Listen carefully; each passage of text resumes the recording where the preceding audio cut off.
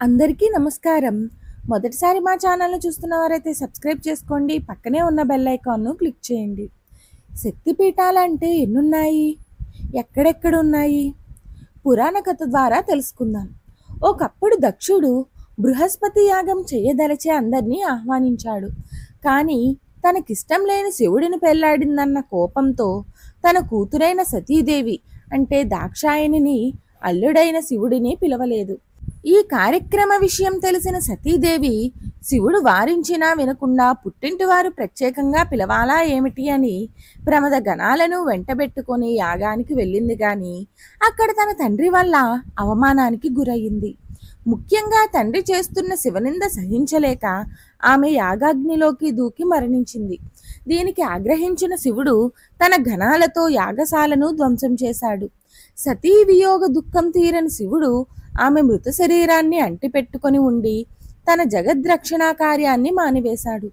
దేవతల ప్రార్థనలు మన్నించి విష్ణువు సుదర్శన చక్రంతో ఆ దేహాన్ని ఖండాలుగా చేసి శివుడిని కర్తవ్యోన్ముఖుడిని చేశాడు. సతీదేవి శరీర భాగాలు పడిన స్థలాలు శక్తిపీఠాలుగా భక్తులకు, ముఖ్యంగా తంత్ర సాధకులకు ఆరాధనా స్థలాలు అయ్యాయి. ప్రతి శక్తిపీఠంలోనూ దాక్షాయిని భైరవునికి తోడుగా దర్శనమిస్తుంది. శక్తిపీఠాలు ఉన్న స్థలాలను గుర్తించడంలో భిన్నాభిప్రాయాలు, భేదాభిప్రాయాలు ఉన్నాయి. ఒక వివరణ ప్రకారం ఈ స్థలాలు ఇలా ఉన్నాయి: 18 శక్తిపీఠాలు. అష్టాదశ శక్తిపీఠాలు ఏవి అనే విషయానికి ప్రామాణికంగా చెప్పబడే ప్రార్థనా శ్లోకం కూడా ఉంది. మొదటిది శాంకారి, శ్రీలంక. ఈ మందిరం ఎక్కడుందో స్పష్టమైన ఆధారాలు లేవు. కానీ ఒక వివరణ ప్రకారం ఈ దేశం తూర్పు తీరంలో ట్రిన్కోమలీలో ఉండవచ్చును. 17వ శతాబ్దంలో పోర్చుగీసు వారి ఫిరంగు వల్ల మందిరం నాశనమయ్యిందంటారు. ప్రస్తుతం ఆ ప్రదేశంలో ఒక స్తంభం మాత్రమే ఉంది. దగ్గరలో త్రికోణేశ హవరస్వామి అని పిలువబడే శివుని మందిరం ఉంది. ఆ మందిరం పక్కనే ఒక దేవీ మందిరం కూడా ఉంది. ట్రిన్కోమలి నగరంలో కాళీ మందిరం ప్రసిద్ధమైనది. 2 కామాక్షి, కాంచీపురం. తమిళనాడు మద్రాసు నగరానికి 70 కిలోమీటర్ల దూరంలో ఉంది.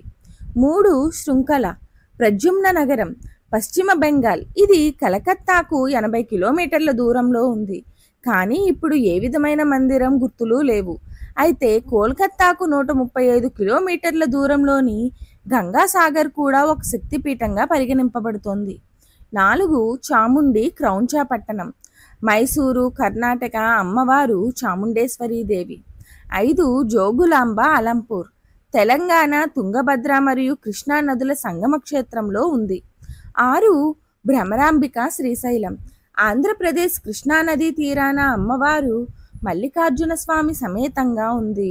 శ్రీశైలం 12 జ్యోతిర్లింగాలలో కూడా ఒకటి. 7 మహాలక్ష్మి, కొల్హాపూర్, మహారాష్ట్ర. ఆలయంలో ప్రధాన దేవతా విగ్రహం స్వచ్ఛమైన మనిషిలతో చేయబడింది. అమ్మవారి తలపైన 5 తలల శేషుని ఛత్రం ఉంది. ప్రతి సంవత్సరం 3 మార్లు అమ్మవారి పాదాలపై సూర్యరశ్మి పడుతుంది. 8 ఏకవీరిక, మాహుర్యం లేదా మహార్, నాందేడ్ జిల్లా, మహారాష్ట్ర. ఇక్కడ అమ్మవారిని రేణుకామాతగా కొలుస్తారు. షిరిడీ నుండి ఈ మాతను దర్శించుకొనవచ్చును. 9 మహాకాళి, ఉజ్జయిని, మధ్యప్రదేశ్. ఇదే ఒకప్పుడు అవంతి నగరం అనబడేది. ఇది క్షిప్రా నది తీరాన ఉంది. మహాకవి కాళిదాసుకు విద్యను ప్రసాదించిన అమ్మవారు మహాకాళియే. 10 పురుహూతిక, పీఠిక్య లేదా పిఠాపురం, ఆంధ్రప్రదేశ్. కుకుటేశ్వర స్వామి సమేతయ్య ఉన్న అమ్మవారు. 11 గిరిజ, ఓడ్య దేశం, ఒడిశా. జాజ్పూర్కే రోడ్ నుండి 20 కిలోమీటర్లు వైతర్ని నది తీరాన ఉంది. 12 మాణిక్యాంబ, దక్షవాటిక లేదా ద్రాక్షారామం, ఆంధ్రప్రదేశ్. కాకినాడ నుండి 20 కిలోమీటర్ల దూరంలో ఉంది. 13 కామరూప హరిక్షేత్రం, అసోం. గౌహతి నుండి 18 కిలోమీటర్లు, అసోం. బ్రహ్మపుత్ర నదీ తీరాన ఉంది. ఇక్కడ ప్రతి సంవత్సరం ఆషాఢ మాసంలో అంబవాచి ఉత్సవం జరుగుతుంది. 14 మాధవేశ్వరి, ప్రయాగ, అలహాబాద్, ఉత్తరప్రదేశ్.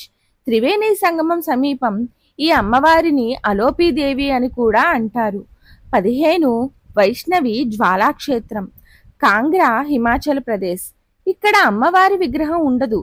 7 జ్వాలలు పురాతన కాలం నుండి వెలుగుతున్నాయి. 16 మంగళ గౌరీ గయా, బీహారు పాట్నా నుండి 74 కిలోమీటర్లు. 17 విశాలాక్షి, వారణాసి ఉత్తరప్రదేశ్.